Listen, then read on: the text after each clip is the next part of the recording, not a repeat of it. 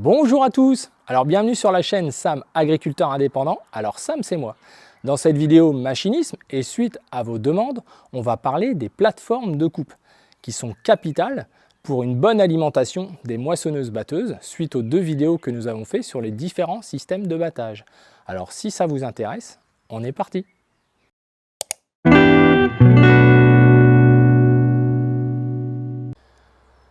Alors c'est parti pour cet épisode où on va parler donc des plateformes de coupe et notamment des plateformes de coupe polyvalentes, celles qui permettent en fait de récolter une grosse partie des cultures l'été, donc les céréales bien entendu, les orges, les blés durs.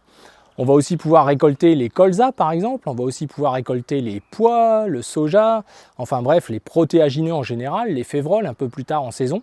Donc en fait c'est une coupe qui permet de faire beaucoup de choses et si on y met des adaptations, on peut aussi même récolter les tournesols par exemple. Certains vont même jusqu'à récolter du maïs, mais enfin c'est pas tout à fait adapté pour ça. Là il faut plus utiliser des cueilleurs. Même pour le tournesol, on arrive à de meilleurs résultats pour la machine qui suit. Et donc il y a une petite vidéo sur les cueilleurs que je vous mets en lien dans la description, que je vous invite à lire de temps en temps les amis, parce que franchement vous avez tendance à zapper un petit peu, alors que c'est quand même important, on y explique beaucoup de choses. Alors les barres de coupe ont finalement peu évolué depuis l'origine, puisque le système qui permet de couper les céréales, finalement c'est presque le même système qu'à l'époque des moissonneuses lieuses, donc on en avait parlé dans l'historique des moissonneuses batteuses. Mais on va faire un petit peu le tour et regarder aussi tous les aspects réglages, puisque je pense que c'est quelque chose d'important et qui peut intéresser tout le monde. Alors déjà, la première des choses, c'est que vous voyez, les coupes ont différentes largeurs, ça je ne vous apprends rien. Donc c'est souvent un petit peu ce qui marque le plus, notamment les personnes hors du domaine agricole, puisque petit à petit, il est vrai que les coupes ont beaucoup évolué en largeur, du fait des puissances des machines qui ont aussi évolué. Certains pays comme les États-Unis ou le Canada, par les faibles rendements qu'ils ont dans certaines régions, ont souvent eu des coupes très larges, de plus de 10-12 mètres, voire au-delà, qui sont souvent presque posées sur le sol pour pouvoir justement suivre le sol. Alors il y a des coupes rigides, comme celle-ci, au niveau latéral. Il y a aussi des coupes souples qui ont tendance à suivre le terrain. Alors c'est surtout intéressant dans certaines régions, mais aussi pour certaines cultures. Ce sont évidemment des coupes qui sont beaucoup plus coûteuses, évidemment, et plus fragiles. Donc ce qui permet de couper les récoltes, c'est ce qu'on appelle les sections. Donc ce sont les triangles ici qui coupent. Alors pour être franc, et on va tout de suite en parler, d'origine les sections sont souvent de très mauvaise qualité. Et d'ailleurs, j'avais fait une vidéo pour vous parler de petites astuces concernant les choix des sections. Et il se trouve que ça tombe bien, puisqu'on va en parler. Les sections ont différentes formes. On peut en avoir qui ont des rainures sur le dessus, on appelle ça du surfaucillé. Il y en a qui ont des rainures aussi en dessous, ou qui sont lisses. Alors ça se fait un peu moins aujourd'hui les lisses en moissonneuse-batteuse, mais c'est souvent ce qui fait leur durée de vie et la qualité. Il faut bien comprendre que les sections font des mouvements d'aller-retour, comme ça. On va retourner vers la scie. Elles sont entraînées sur un côté de la coupe et elles font un mouvement comme ça, saccadé, qui fait que les cultures entre les doigts doubles, on appelle ça des doigts doubles, c'est une pièce qui a deux doigts à chaque fois, les sections, vous voyez, glissent dessus et en fait, ça fait comme une tondeuse pour les cheveux, c'est exactement le même principe. Donc évidemment, ce qui a beaucoup évolué, c'est la vitesse de ce mouvement alternatif qui a été multiplié presque par 2,5, pour pas dire par 3, par rapport aux premières faucheuses à entraînement avec une partie en bois, là, pour ceux qui ont déjà vu ça. Donc là, ça va en fait tellement vite que ça permet aussi des vitesses d'avancement importantes. Moi, j'ai connu les petites machines où parfois on était limité en avancement parce que la scie ne suivait pas. Et donc, quand ça ne suit pas, ça se met à bourrer en fait. Ça bourre ici, la paille reste coincée dans les doigts doubles. Ça arrivait aussi le soir avec l'humidité, puisque ça, c'est le premier contact avec la culture. Ce sont ces sections et ce mouvement alternatif qui permet de couper la culture et de la faire tomber dans la coupe. On va voir que son positionnement par rapport à tout ce qu'il y a derrière est très important, puisqu'il y a une règle que chaque agriculteur doit connaître, mais en général c'est le cas, c'est que la culture doit tomber la tête que l'on veut récolter en premier et arriver en premier dans la machine. Ça n'a pas changé malgré les années, c'est très très important. Et c'est pour ça qu'on va voir que ce qu'on appelle le tablier, c'est-à-dire c'est la partie plate qu'il y a derrière la coupe, peut s'avancer ou se reculer dans certains cas. En tout cas, à évoluer avec le temps, on est parti de tabliers fixes avec des tabliers amovibles. Mais ça, on va en parler après, je vais revenir à mes histoires de section. Je vous invite honnêtement, pour tous ceux qui ont des machines rouges ou des machines jaunes, qui ont donc des coupes identiques à celle-ci, à ne pas acheter, alors j'ai rien à y gagner, hein, mais à ne pas acheter les sections d'origine, qui sont de très mauvaise qualité, il faut être honnête, et plutôt acheter de l'adaptable surfaucillé. Vous voyez que la section a des petites rainures, comme les couteaux de cuisine, vous savez, qui sont affûtés à vie. C'est un petit peu la même chose pour ça. Ils résistent davantage aux cailloux, au fait de casser ou pas. Et ça, c'est très très important. Donc, pensez-y. Et en plus, il se pourrait même qu'elle soit moins chère que l'origine. Autre point important, les fameux doigts doubles dont je vous ai parlé. Vous voyez où ça brille là, c'est là que la lame de scie, qui fait toute la longueur de la coupe, hein, avec ces sections qui sont vissées dessus, que l'on peut changer une à une, je vais vous montrer après. Ces doigts doubles là sont les doigts doubles d'origine. Si vous les regardez en épaisseur, vous voyez, il n'y a rien d'écrit de spécial dessus à part la référence. Souvent, ce qui arrive, c'est que nous, agriculteurs, on casse la partie ici, là, la partie du dessus. On casse cette partie-là, et vous voyez qu'elle n'est pas très épaisse. Alors ça, c'est des doigts doubles d'origine. Eh bien, je vous invite aussi à acheter des doigts doubles adaptables, où il y a écrit « forgé » dessus, qui sont ceux que faisait la marque jaune avant d'être dans ce grand groupe et de nous vendre ces doigts doubles qui n'ont rien à voir, vous voyez, en épaisseur. En clair, quand vous aurez mis ces doigts doubles jaunes là, sur l'ensemble de votre tablier au fur et à mesure que vous casserez cela, vous verrez que vous ne les changerez pas, parce qu'ils ne recasseront plus à cet endroit-là, parce qu'ils sont forgés et qu'ils sont beaucoup plus épais que l'origine, et ils ne sont pas plus chers, les amis. Voilà, alors c'était la petite astuce du jour, c'est le même numéro de référence. Renseignez-vous, évidemment, ceux qui vous vendent ces machines-là ne vous vendront pas ces pièces adaptables dans la majorité des cas. Voilà, c'est un petit peu dommage, mais c'est comme ça. Alors je reviens donc à ma lame de scie. Il est important évidemment de ne pas scier dans la terre, c'est pas fait pour ça, la lame fait toute la longueur. Et ce qui a évolué aussi, c'est qu'avant les sections étaient rivetées. Donc là, quand on cassait une section sur le terrain, il fallait amener une sorte de petite enclume qu'on mettait en dessous, rifter sur place, c'était vraiment une galère. Et là maintenant, on a un petit système avec une tête de vis qui est crénelée, qui tient dans la section, qui tient dans le porte-section en fait, hein, dans l'acier du porte-section, qui ne tourne donc pas. Et on peut mettre un écrou frein ici, donc on a juste à dévisser les deux petits écrous de 8 ici, et on change la section en 2 temps, 3 mouvements. Ça, c'est un beau progrès. Savoir aussi que les doigts doubles, ça c'est plus pour les agriculteurs, ne sont pas tous les mêmes. C'est-à-dire qu'il y a 2 références. Au début, la lame, là, quand elle fait son aller-retour, avec le mouvement en bout du boîtier, elle a tendance à s'écarter un petit peu, à faire un petit peu comme ça, à cet endroit-là. Eh bien, les doigts doubles ici ne sont pas les mêmes. Ce ne sont pas les mêmes références. Il y en a 4 ou 5 que je crois qui ne sont pas les mêmes, selon les longueurs de coupe, bien entendu. Hein, puisque le mouvement ici ne peut pas être complètement rectiligne. Hein, vous voyez ce que je veux dire? Donc il faut plus de place dans les doigts doubles. Donc pensez-y, parce que sinon, vous serez embêté à casser régulièrement des sections. Et là, ici, c'est beaucoup moins facile à changer, puisqu'il y a plus de pièces à traverser. Enfin, je la fais courte. Alors maintenant, si on se met de profil, une fois qu'on a coupé la culture, elle va tomber selon sa hauteur. C'est-à-dire que si c'est une culture assez courte, il faut que le tablier soit court pour que la vis qui est derrière attrape la culture et l'emmène. Puisqu'en fait, là, ici, on a une grosse vis que l'on appelle la vis ameneuse qui a des spires inversées entre ce côté-là et ce côté-là pour ramener tout vers le centre de la machine. Ce qui a évolué par rapport à ça, ce sont les diamètres des vis. Aujourd'hui, on a des diamètres de vis compris avec la spire ici, hein. Si on prend la hauteur totale, je crois que c'est 650 sur cette machine. Avant, c'était 450 et même en dessous sur les premières moissonneuses batteuses. Donc ce qui a évolué, c'est qu'elles peuvent prendre plus de matière entre chaque spire. Et ce qui a évolué aussi, c'est l'arrivée de ce qu'on appelle des doigts escamotables. Vous voyez que les doigts se sortent au fur et à mesure qu'ils arrivent en bas. En fait, ils attrapent la culture pour la poser dans le tablier, en fait, pour que ça rentre en flux, en petits matelas, dans la coupe. Alors ça, c'est très très important, puisque si le tablier est fixe, c'est-à-dire si la distance entre la scie et la vis est fixe, l'agriculteur n'a pas grand-chose à faire de spécial, mais parfois il aura du mal à faire arriver l'épi en premier dans la batteuse. C'est bien là le problème. Donc ce qui a évolué aujourd'hui, c'est que certaines machines, et celle-ci en fait partie, certaines coupes, ont un tablier qui bouge. Donc je vais vous le sortir.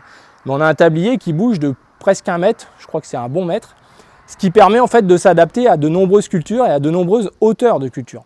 Parfois les orges de printemps ne sont pas très hautes, on a du mal à les faire tomber à l'intérieur si on avait un tablier trop long, puisque par le passé on avait des tabliers, ce qu'on appelait américains, les coupes américaines, qui n'avaient pas les mêmes formes que les coupes qu'il y avait en Europe. Et donc ça posait souvent souci par rapport aux hauteurs de culture. Alors bien évidemment aujourd'hui on n'a plus ce problème-là.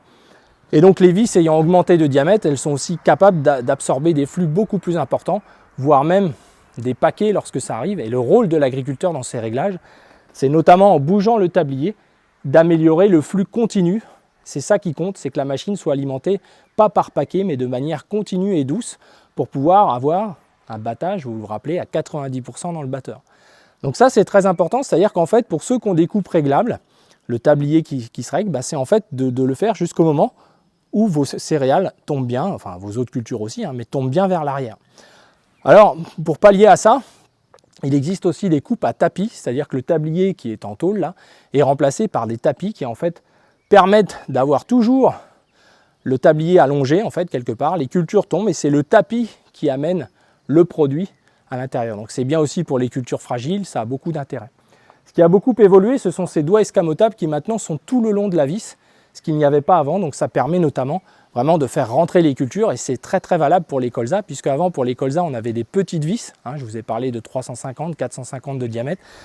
Quand vous avez la masse d'un colza, hein, on le coupe déjà à hauteur quand même, on ne prend que la partie où il y a des siliques, ce qu'on appelle, hein, où il y a du grain, hein, donc on coupe assez haut. Et bien en fait ça avait du mal à pénétrer dans la machine. Et bien le fait de ravancer le tablier dans ce cas-là, hein, donc je me mets de profil, pour les cultures assez hautes, le fait de ravancer le tablier comme je vais le faire tout à l'heure, permet vraiment au colza de tomber de son poids dans la coupe et finalement de pouvoir être amené sans paquet, ce qui était vraiment le problème numéro 1. Réglage important, c'est la hauteur de l'aspire par rapport au fond de tablier. Bien penser que selon les cultures, normalement, je dis bien normalement, ça se fait de moins en moins puisque les vis encaissent beaucoup de choses, les coupes sont de plus en plus puissantes, mais on demande 4 cm entre le tablier et le bas de la spire, hein, pour les colzas, et on va plutôt mettre 2 cm, 2 cm et demi pour les céréales. Nous on se règle à 3 pour tout, voilà, pour faire simple, pour éviter ce réglage un petit peu fastidieux. On est tous pareils, la facilité c'est important. Chose qui a évolué aussi, ce sont les rabatteurs ici. Ça s'appelle les rabatteurs. Donc ça pareil, depuis la nuit des temps, c'est comme ça, en tout cas depuis les moissonneuses lieuses. Donc c'est ce qui permet en fait d'amener.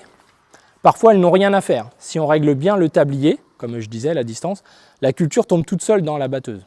Dans ce cas-là, on les fait tout juste frôler les cultures. On n'a pas besoin, ce n'est pas la peine. Parce que dans certaines cultures, ça fait aussi égrener la culture. Quand la culture est bien mûre, le fait d'avoir des griffes comme ça qui peuvent toucher la culture, on peut égrener du grain, hein, c'est le cas de le dire, donc soit du blé, mais aussi du colza.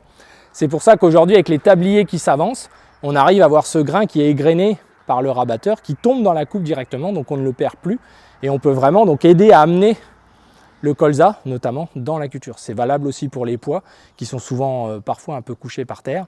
Le rabatteur peut avoir ce rôle-là d'aller chercher une culture qui est par terre, qui est donc plaquée au sol, de l'aider à se relever. Maintenant il faut faire attention et régler bien les agressivités ici des doigts pour ne pas que ce soit un râteau et que dans votre parcelle vous remontiez des cailloux ou des choses que vous ne souhaitez pas emmener dans votre belle machine. Hein, donc ça doit s'escamoter. Hein, il y a des réglages sur le haut du rabatteur là-haut qui permettent de régler l'agressivité des griffes, tout simplement. Donc en termes de coupe, on a une grosse partie des réglages qui sont finalement assez simples. Ce qui a changé aussi, c'est la hauteur à laquelle peuvent se lever les rabatteurs. Avant, c'était un des problèmes, on mettait des rallonges, on faisait tout un tas de systèmes. C'était un peu compliqué. Maintenant, on va parler des diviseurs. Alors les diviseurs, c'est ce qui permet en fait à la coupe de pouvoir passer dans la végétation sans emmener la végétation en place. Prenons l'exemple, il y a eu de la pluie, on va avoir des sols humides, on peut avoir de l'arrachement de la culture si jamais on n'avait pas quelque chose comme ça de profilé. Alors ici, c'est ce qu'on appelle des diviseurs américains, c'est-à-dire qu'ils sont très très courts. Moi, j'ai toujours eu ça, j'ai jamais aimé les grands diviseurs très longs. J'ai toujours eu ces diviseurs-là depuis que je suis installé, qui n'étaient pas courants en France au départ, mais qui sont bien plus pratiques. C'est vrai qu'ils sont fixes, ils ne se démontent pas sur la route comme on pouvait faire avec d'anciens diviseurs, mais quand on goûte à ça, on ne revient pas en arrière. Donc ça se démonte très vite avec 2 boulons pour d'autres cultures, où à la place d'un diviseur inerte comme ça, on va mettre ce qu'on appelle une scie verticale. Donc justement, je vais vous montrer ça tout de suite. Alors, on revient sur les scies verticales que l'on met en lieu et place des diviseurs. Alors, on peut en mettre qu'une d'un seul côté, ça oblige dans ce cas-là à faire des planches, ou on peut en mettre une de chaque côté de la coupe, c'est ce que nous avons nous. Ces scies, sur ces coupes-là, aujourd'hui, sont transportées derrière. Alors nous, on va les enlever pour ne pas les balader, mais du coup, elles sont beaucoup plus légères que par le passé, très faciles à monter, puisque donc elles sont horizontales, là, posées à l'arrière de la coupe en position repos. On les balade jusqu'à ce qu'on en ait besoin. Et puis ensuite, on vient les monter. On a la chance que sur ces machines-là, les flexibles sont arrivés pour entraîner hydrauliquement ces scies verticales, vous allez voir, qui se présentent comme les scies en bas. Vous voyez, c'est une scie comme ça, verticale, qui vient se mettre en lieu et place du diviseur. Alors, je ne l'ai pas démonté là, mais il y en a pour un petit quart d'heure. On démonte donc le diviseur fixe et on met ça à la place, qui vient nous faire en fait une scie verticale comme ça. Donc la coupe a une scie horizontale pour couper le colza et aussi une scie verticale pour ne pas arracher le colza et ne pas égrener le colza. Alors là aussi, chose intéressante, je vous ai rallongé la coupe en position maximale. Donc là, vous voyez, on a une coupe qui s'est rallongée comme ça. Le tablier, c'est donc à plus que doubler. Il existe des marques où on remet des tôles. Les tôles doivent être sûrement derrière la coupe. Et on vient les remettre. Elles sont un peu moins longues que celles-ci. Là, ici, en dessous, on a des vérins qui permettent à cette coupe de se déplier. Et le système d'entraînement ici sur le côté, c'est pareil, est prévu pour s'adapter, la tension des courroies, etc., est prévu pour s'adapter à l'allongement, vous voyez, qui est à peu près l'équivalent du capot là. Donc c'est vrai que ça, c'est vraiment intéressant, puisqu'en quelques secondes, on prévoit la machine pour changer de culture, et ça, c'est plutôt bien. Et éventuellement, à une période où on peut passer d'une culture à l'autre, de blé à colza, surtout pour les entrepreneurs, eh bien, on peut se balader avec les scies et avoir justement une facilité très très importante. Alors là, le gros avantage, c'est que là, je vous ai aussi avancé les rabatteurs vers l'avant, puisque les rabatteurs ont un mouvement vertical, mais ont un mouvement aussi comme ça. Ils peuvent s'avancer vers l'avant de la coupe. Donc, ce qui permet d'aller chercher des cultures, dans certains cas, qui peuvent être versées dans un sens ou autre. Là, pour les colza, c'est pour un petit peu, comme leur nom l'indique, les rabattre dans la coupe. Et là, l'avantage, c'est comme le colza, je vous disais, ça s'égrène, eh bien, on va l'égrener, mais au-dessus du tablier, donc on ne perd rien, ce qui n'était pas le cas par le passé avec nos tabliers fixes, qui justement ne permettaient pas cette qualité de travail. Alors là, je vous ai ajouté un autre élément, là, ce qui est blanc, c'est ce qu'on appelle des releveurs. Donc là, je vais les monter sur tout le tablier de la machine. Ça permet quoi? Ça permet d'éviter de mettre la coupe trop bas dans certaines conditions lorsque les cultures peuvent être versées. Donc j'en ai un tout petit peu, vous l'avez peut-être vu dans les vidéos batteuses. C'est pas méchant, allez juste pousser la culture, mais au cas où il y ait quelques ronds un peu versés, puis tout ne va pas être encore récolté là dans les jours à venir, il peut repleuvoir encore dessus. C'est annoncé pour le week-end prochain. Donc les releveurs, en général, quand on doit s'en servir, c'est jamais l'idéal, mais c'est pour éviter de travailler trop bas et de monter des cailloux ou des choses qu'on ne souhaite pas, bien entendu, dans la machine et qui peuvent créer des dégâts. Donc les releveurs, vous voyez, c'est un système tout basique. Il y en a eu des articulés par le passé, on les appelait les bosserons, des gros releveurs très très costauds, très lourds, mais finalement c'était un problème. Au moins celui-là, s'il se décroche, bon, il casse ou il passe par en dessous et c'est quand même moins compliqué que quand il rentre dans la machine. Et en plus, c'était fixé sur le tablier de manière rigide. Et ça avait parfois des conséquences à abîmer un peu le tablier et donc à abîmer le système de coupe, tout simplement. Donc là, ça se fixe avec une agrafe, ça se met en quelques instants. Là aussi, il faut essayer de ne pas trop acheter des trucs made in Tatawin, que ça dure déjà et puis que ce soit pas cassant, que ce soit bien un ressort et que ça dure dans le temps. Voilà en gros les grandes lignes. Alors après, finalement, en fonction des marques, il y a peu de différence, un peu plus dans les cinématiques. Au niveau entretien sur les coupes, par rapport au passé, il n'y a pas grand chose. Un graisseur pour les rabatteurs tous les 50 heures. Les tendeurs ici derrière le capot qui entraînent les courroies. Les chaînes souvent sont à sec, mais moi une fois par an, voilà, je les nettoie vraiment très très bien comme je ferais avec des chaînes de moto. Et je les graisse moi personnellement une fois dans l'année. Et c'est même le cas pour le reste de la machine. Une fois dans l'année, je les graisse et je les nettoie une fois dans l'année. Car on n'a jamais vu sur une moto de rouler à sec. Pourquoi ce serait la même chose sur les moissonneuses batteuses? Alors, certains expliquent que ça peut user la chaîne, oui, si on ne fait jamais d'entretien, mais on utilise du nettoyant frein, par exemple, on nettoie très très bien les chaînes, ça coule, on prend une brosse, on nettoie et après on fait tourner. Et de l'huile neuve et c'est reparti, je pense que c'est important, voilà, pour faire durer. Alors je pense que j'ai fait le tour concernant les coupes. Donc sachez qu'après, il y a des vendeurs de coupes spécialisés qui ne font que des coupes, parfois qui étaient plus performantes, même souvent que celles du constructeur à l'origine. Aujourd'hui, les constructeurs ont bien progressé, en tout cas dans ce groupe-là, il faut reconnaître qu'on a quand même des coupes qui ont bien évolué, à la fois en robustesse, etc. Ce que je pourrais reprocher à cette coupe-là, évidemment, c'est qu'elle est plus lourde qu'une coupe classique du fait de tout son système pour avancer le tablier, etc. Mais aussi le dessous, avec les vérins qui sont très protégés, etc. Mais nous, dans nos terres très difficiles où parfois il y a des cailloux, eh bien, on fait très attention parce que le dessous peut vite s'abîmer, et notamment les entrées où il y a les vérins là, qui poussent. Voilà, il faut être très prudent, il n'y a pas de miracle, c'est le principe qui est ainsi. Voilà, alors j'espère que vous avez appris 2-3 éléments. Alors, par rapport au réglage, et ce sera un peu ma conclusion, bien régler la coupe, ne pas avoir d'épis qui se baladent sur le rabatteur, être sans arrêt à essayer d'optimiser comment ça doit rentrer dans votre machine, c'est déjà le début de ce qui va se passer derrière en manière qualitative, même au niveau de la perte, hein, tout simplement. Hein. Si on a une amenée ici qui n'est pas régulière, et ça c'est quand même le chauffeur qui a ce rôle-là, hein, on n'est pas là à faire comme des fusées, et on en parlera dans la vidéo réglage que vous m'avez aussi demandé, qui sera la prochaine vidéo, qui sera à poste fixe, hein, ce ne sera pas au champ. Moi au champ j'aurai pas le temps de faire ça, donc je vous donnerai des grandes indications, ce que nous on fait par rapport à ces machines-là, mais aussi par rapport à des machines conventionnelles, pour expliquer à tous, et peut-être que dans la moisson on en parlera un petit peu dans le champ, mais je pense que dans un premier temps on va faire ça de manière statique, pour bien pouvoir expliquer les différentes choses qui se passent dans la machine et les réglages qu'il y a à faire. Alors comme m'ont dit certains, le premier atout du bon réglage, c'est celui qui est assis là-bas là. Et quand on voit les démonstrations de batteuses où la première chose qui compte, c'est qu'au bout de 2 minutes, on est déjà en train de pousser le levier le plus loin possible quand les commerciaux montent dans la machine, je crois que ce n'est pas l'objectif au fond de tout agriculteur, c'est de faire une moisson sereine, qualitative, on n'en fait qu'une par an. Éviter de perdre, éviter de forcer les machines, éviter de casser, éviter de faire du sale boulot tout simplement. Donc ça, c'est pas si compliqué si on est calme au niveau du levier droit. Voilà, et puis on regardera un petit peu justement les réglages dans la machine et dans la cabine, ce qu'on n'avait pas vu jusque-là.